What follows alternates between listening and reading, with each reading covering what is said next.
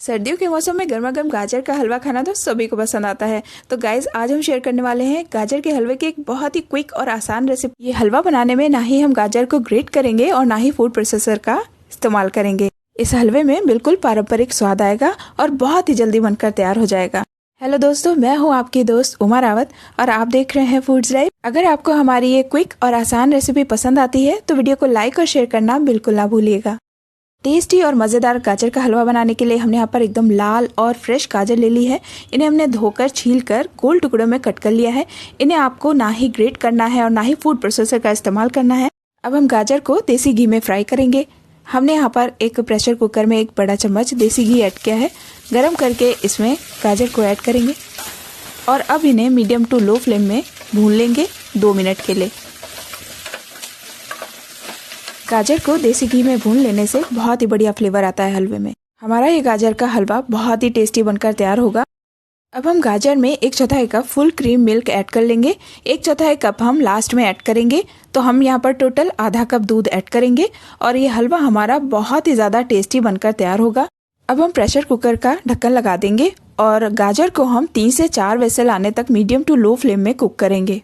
गाजर को पकने में थोड़ा समय लगता है, तो हमने इसे प्रेशर कुकर का इस्तेमाल किया है। अगर आपके पास समय है तो आप इसे कढ़ाई में भी बना सकते हैं।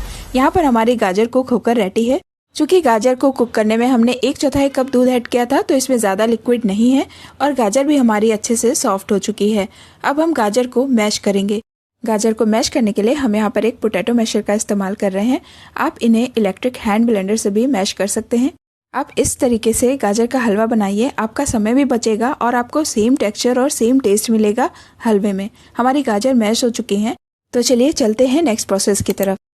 एक कढ़ाई गरम करेंगे और इसमें ऐड करेंगे 1 बड़ा चम्मच देसी घी।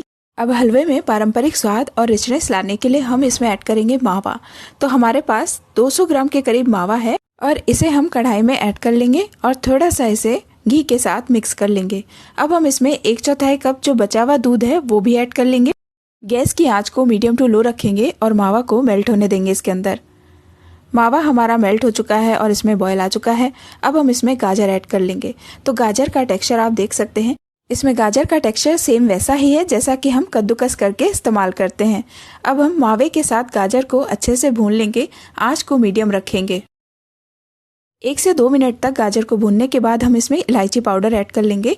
1/4 बड़ा चम्मच इलायची पाउडर ऐड करेंगे और इसके साथ ही हम इसमें ऐड कर लेंगे शुगर। मिठास के लिए हमने यहाँ पर 1/4 कप से थोड़ा सा ज़्यादा मीठा ऐड किया है, यानी कि रिफाइंड शुगर ऐड की है। और थोड़े से ड्राई फ्रूट्स ऐड कर लेंगे। यहाँ पर हमारे पास काजू, बादाम और पिस्ते हैं। ये सारी चीज़ें हमने चॉप करके ऐड कर ली हैं। अब गैस की आंच को कम करेंगे और हलवे को धीमी आंच पर पकने देंगे। चीनी हमारी अच्छे से मेल्ट हो चुकी है गाजर और मावे के साथ। अब लास्ट में 1 चम्मच देसी घी हम और ऐड करेंगे। इससे हलवे में एक अच्छी सी चमक आएगी और टेस्ट भी अच्छा होगा। अब गैस की आंच को थोड़ा सा तेज़ करेंगे और हलवे को लगातार चलाते रहेंगे। इसे 3 से 4 मिनट तक कुक करने के बाद आप टेक्सचर देख सकते हैं इसका, ये कढ़ाई छोड़ने लग गया है। हमारा हलवा बनकर रेडी है। अब हम इसमें थोड़े से पिस्ते और बादाम गार्निश कर लेंगे। तो लीजिए तैयार है हमारा गाजर का हलवा।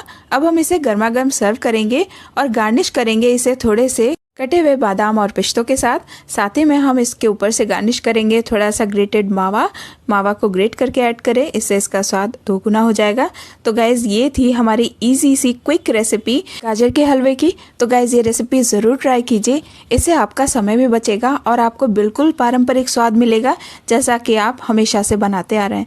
तो गाइज रेसिपी अच्छी लगी हो तो लाइक दीजिएगा और शेयर कीजिएगा इसे सोशल मीडिया पे अपने दोस्तों के साथ और फैमिली मेम्बर्स के साथ। हम ऐसी ही रेसिपीज लेकर आते रहेंगे। मिलेंगे नई रेसिपी में।